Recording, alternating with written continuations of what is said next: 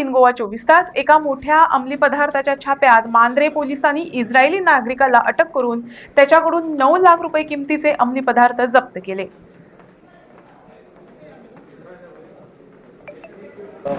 As you know, Goa police has been continuously taking action against people who are supplying drugs. Or in continuation of this exercise, yesterday Mandre police station has arrested one Israeli national called Yaakov Naur. He is around 28 years old, and from his possession we found dried mushrooms, another drug called psilocybin, and ganja. These drugs qualify under the commercial quantity, and relevant section of the NDPS Act have been invoked, and we are interrogating him to get more details about from where he had gotten the supply of these drugs, so that necessarily backward and forward linkages can be established. Now, if you have any more questions, you can ask. We are estimating that the total value of this drug in the international market is around 9 lakh rupees. Yes.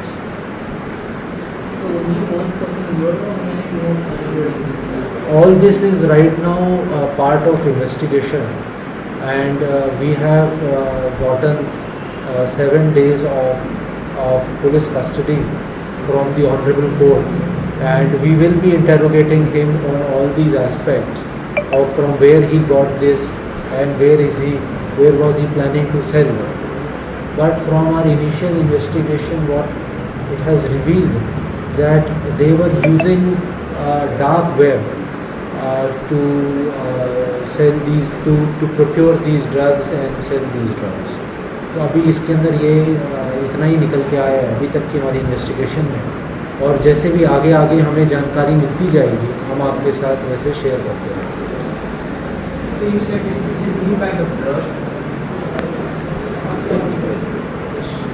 This is not a very common drug which is found in in recent seizures have happened in Goa, and we are also exploring whether in past who are the criminals who are involved in selling these drugs, so that we can establish some linkages.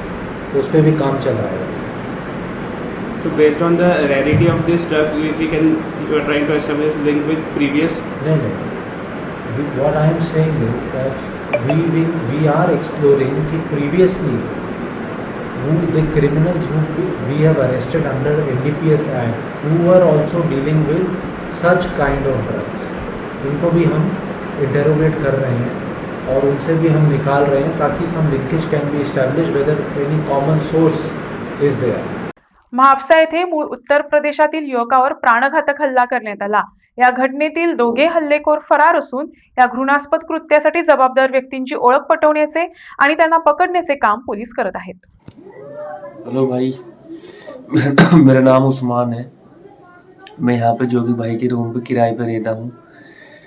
तो मैं वहाँ से काम पे से रोज़ late आता हूँ. काम पे से खाना वाना सब मेरे को ही सब बनाना पड़ता है, और मैं खाना बना के मैं लेट सब कुछ बर्तन धोने ये करना सब मेरे को ही करना. अब मैं खाना खा के इधर नीचे घूमने जा रहा था. अब भैया देखो, घूमने जाने के बाद 2 लड़के थे. को उन्होंने पूछा तू कौन है. मैंने उनको बताया कि मैं इधर ही रहता हूँ रूम पे किराए पे. तो मैं अगर मैंने हिंदी में बात करी अगर उसमें करता डोंगरी में, तो उन्होंने छोड़ तो चपत मार दिया मेरे. चपत मारने के बाद मैंने भी उनको धक्का दिया. धक्का देने के बाद फिर जैसे उन्होंने मतलब कि 2 थे वो, एक ने चाकू निकाल लिया और सीधा पहले तो मारा चेहरे पे, फिर मारा सिर में, फिर मारा गर्दन पे, फिर मारा हाथ में, फिर मारा कमर में. फिर कमर में पूरी में देखो ये देखो पूरी कमर में चक्कू. फिर मैं भागता घर से यहाँ पर आ गया अपने रूम पे. वहाँ पे भी उन्होंने पीछा नहीं छोड़ा मेरा. और फिर पुलिस वालों को वहाँ पे गया इस पुलिस स्टेशन में, तो उन्होंने बताया कि कौन था लड़का हमारे पास का. ऐसे मतलब यहाँ के जो बंदे थे उन्होंने बताया कि वह साथ नहीं दे रहे में खड़ा हो रहा है, डर रहा है वो कि ये वो ऐसे है. तो इस लड़के ने इतने चक्कू मारे बहुत ही. अब भैया मैं मजदूर आदमी हूँ, काम पे से लेट आता हूँ जाता हूँ, क्या करूँ मैं। अब इसका एक केस और चल रहा है। पहले पुलिस वाले ने मेरे को बताया कि ये है क्या लड़का, मैंने कहा हाँ। फिर उन्होंने मेरा रिपोर्ट लिखी, बाकी फोटो वोटो करवाया उन्होंने कि करेंगे कुछ हम। चले गया था खाना खा के, मैं काम पे से आके थोड़ा लेट वेट, सब बर्तन धोने पड़ते हैं ना, तो आगे खाना खा के मैं थोड़ा टहलने के लिए चला गया रात के टाइम में। तो वहाँ पे फिर जो दोनों थे लड़के वहाँ पे चर्च गांजे पी रहे थे। तो उसके बाद उन्होंने पूछा ये कौन है, तो मैंने कहा आधार कार्ड देखो भाई, इतना बोला। पहले तो उन्होंने चपत मारा मुँह पे डायरेक्ट छोड़ते हुए साथ ही, फिर एक और मारा, फिर मैंने भी मारा उसको चपत एक। फिर उन्होंने डायरेक्ट चक्कू निकाल के पहले तो चेहरे पे मारा, फिर गर्दन में मारा, फिर सिर में मारा, फिर यहाँ मारा। फिर भागते भागते मैं आया, भागते भागते भी पीछे कमर में पूरे में घुसी होती है, और पैर में, सीने में पूरा। कितने बजे हुआ था ये? 12 साढ़े 12 बजे के लगभग के बाद है। कोई नहीं था उधर, 3 ही थे बस। कल रात को? अच्छा, तो पहले ही उनके हाथ में चाकू वगैरह सब था? पहले से उन्हें निकाला एकदम से ही, और बस मैंने उसको पहली बार देखा। कभी ना तो मैं उसको जानता ना पहचानता, कभी मिला भी नहीं? कभी नहीं। इससे पहले तुम्हारे साथ उसकी दुश्मनी वगैरह ऐसा कुछ भी नहीं? कुछ भी नहीं है किसी के साथ। ये लोग कहाँ पे बैठे थे? ये है ना इसकी मुर्गे की दुकान। अच्छा, यहाँ पे वो जो पेड़ी जो है वो उसको पेड़ी में भर के पी रहे थे, जला लिए थे इन्होंने जो भी था, पेपर गांजा इसमें जो भी था वो पी रहे थे। जो उड़ते के साथ जिसने मोटा जो जिसके हाथ में चक्कू था उसने मारा चक्कू। ये तो यहाँ मारा था, फिर यहाँ मारा एकदम से सट फट गई थी, फिर यहाँ मारा, फिर गर्दन में, फिर यहाँ और फिर यहाँ फिर कमर में पूरी में, यहाँ पे इट्टियाँ बजी थी टांगों पे। कितने? 2 जन थे? 2 जने थे। पहचानता है उनको तो? पहचान तो लूंगा, ये फोटो तो है उनका, मैंने उनको पहली बार देखा ना। अच्छा, फोटो? अकेले बैठे थे? दोनों अकेले बैठे थे यहाँ। आप अकेले गए? मैं अकेला गया था वहाँ टहलने, अकेले तो रहता। कौन सी गाड़ी लेके थे वो लोग? गाड़ी थी स्कूटरी। ये नहीं देखा एकदम से अंधेरा इधर था ना, इधर से आया मैं, निकल के रोड से नहीं आया, अपनी जान बचा के भाग कर आया इधर को, मगर भाग के पीछे से कमर में मारे चक्कू। अच्छा, घर तक आए? हाँ यहाँ लोग तो, पर कोई नहीं था, सब सोए पड़े थे। रात को हुआ? कौन से दिन? परसों के दिन।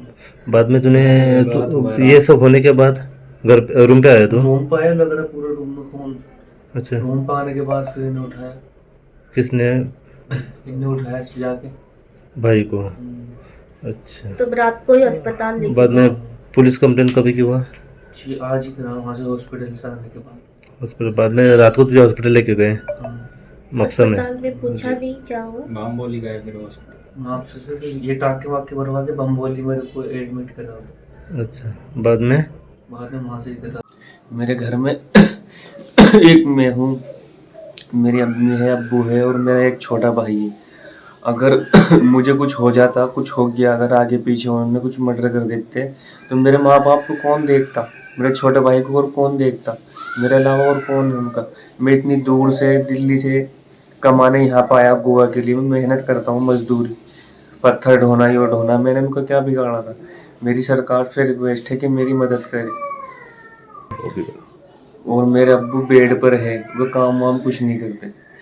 अब्बू की थोड़ी मतलब फिटने में उनकी कुछ खराबी है। उनके नाम की रिपोर्ट लिखी गई है, अभी कोई सुनवाई नहीं हो रही, ना उन्होंने अरेस्ट करा अभी।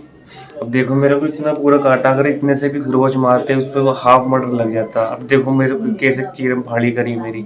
तो मेरा कहने का मतलब ये है गवर्नमेंट से कि जैसे मेरा साथ हुआ है ऐसा किसी के साथ ना हो आगे से। मेरे को इंसाफ चाहिए मुझे।